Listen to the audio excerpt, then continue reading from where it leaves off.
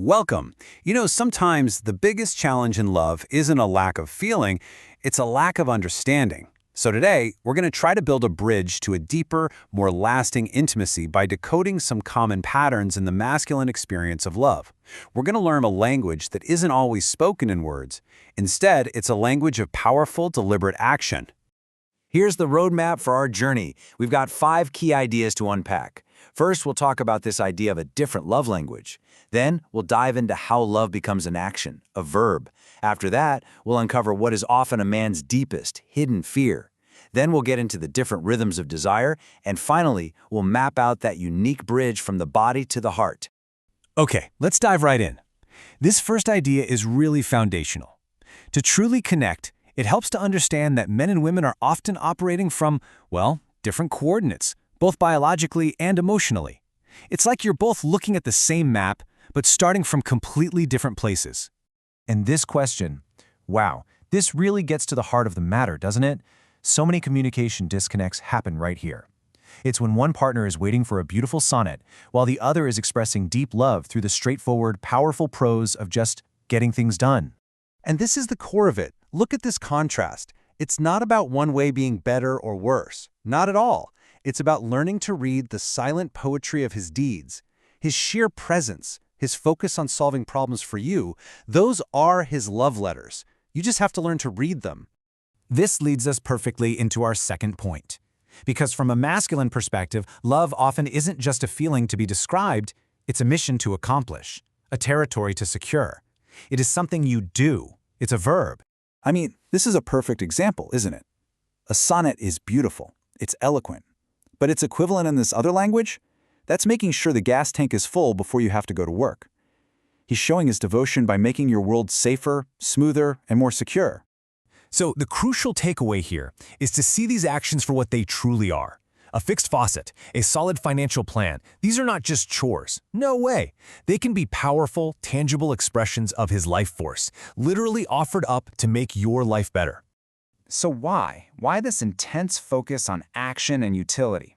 Well, it's often because these actions are a defense against a single, profound, and almost always hidden vulnerability.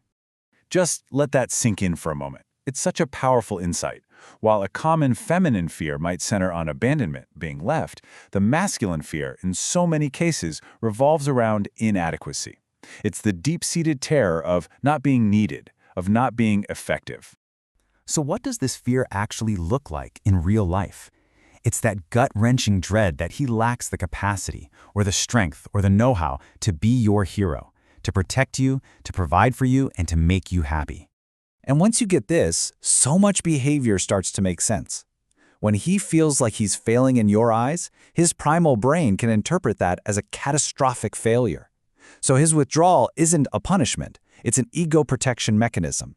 His system literally shuts down to avoid the pain of feeling insufficient. This brings us to physical intimacy, where these different operating systems create another very common point of friction, and that is the fundamentally different pace of arousal and desire.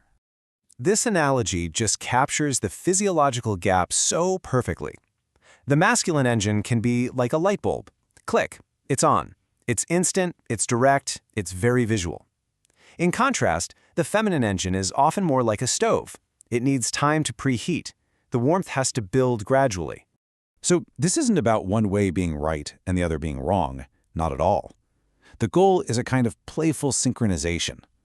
It's about honoring your need for that slow preheat, while at the same time appreciating his capacity for that instant illumination.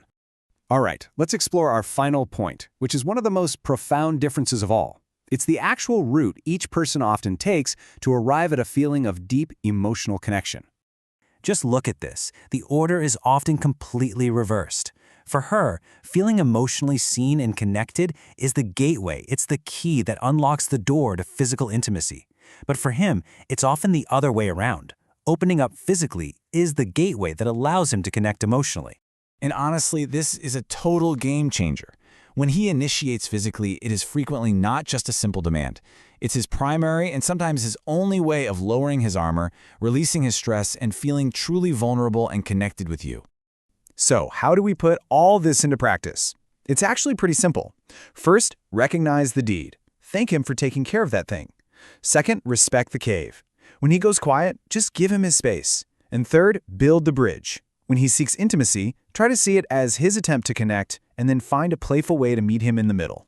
This quote just summarizes our journey today perfectly. His love is a fortress built of actions, designed to provide safety and security. And your appreciation, that's what turns that fortress into a home. For both of you.